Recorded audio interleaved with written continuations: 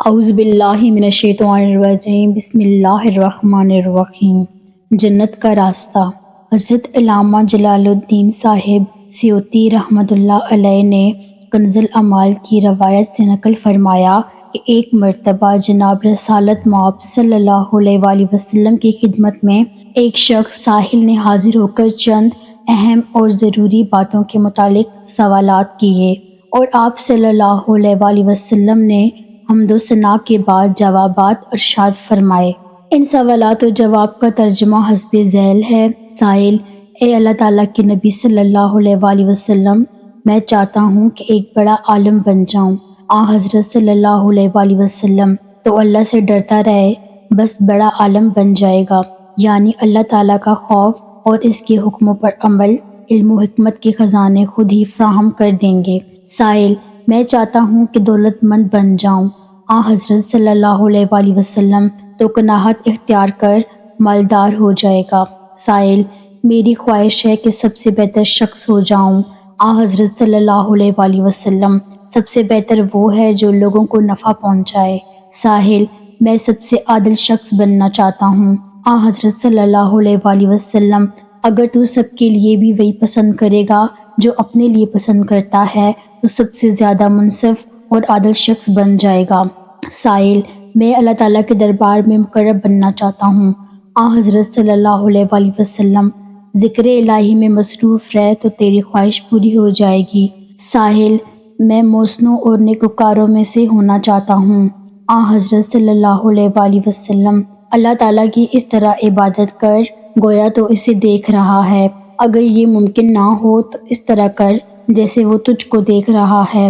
سائل: میں چاہتا ہوں کہ میرا ایمان مکمل ہو جائے۔ حضرت صلی اللہ علیہ وآلہ وسلم: اپنے اخلاق درست کر لے، تیرا ایمان مکمل ہو جائے گا۔ سائل: میں اطاعت گزاروں میں سے بننا چاہتا ہوں۔ حضرت صلی اللہ علیہ وآلہ وسلم: اپنے فرائض ادا کرتا رہ، مطیع افراد میں تیرا شمار ہوگا۔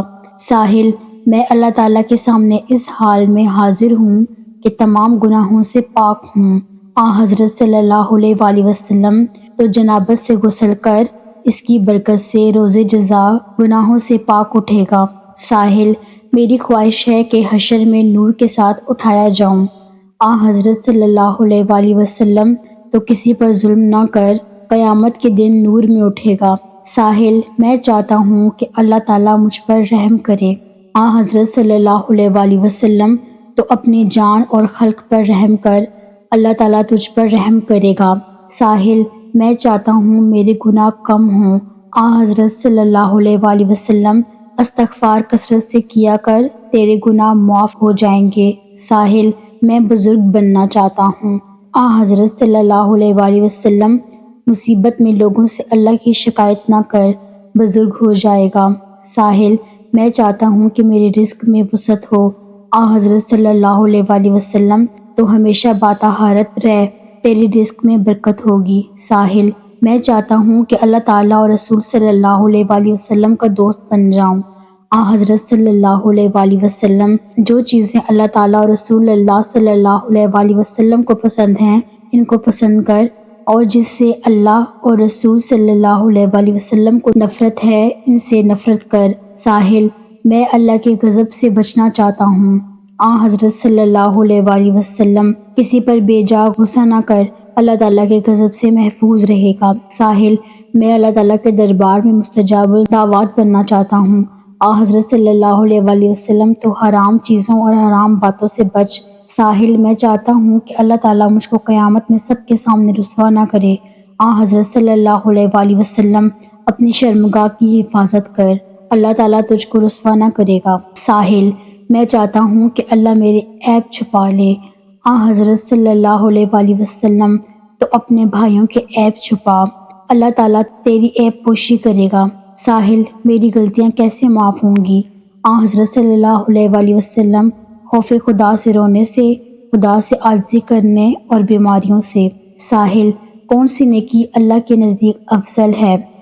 حضرت صلی اللہ علیہ وآلہ وسلم: اچھے اخلاق، انکساری، مصیبتوں پر صبر اور اللہ کے فیصلوں پر خوشی کا اظہار۔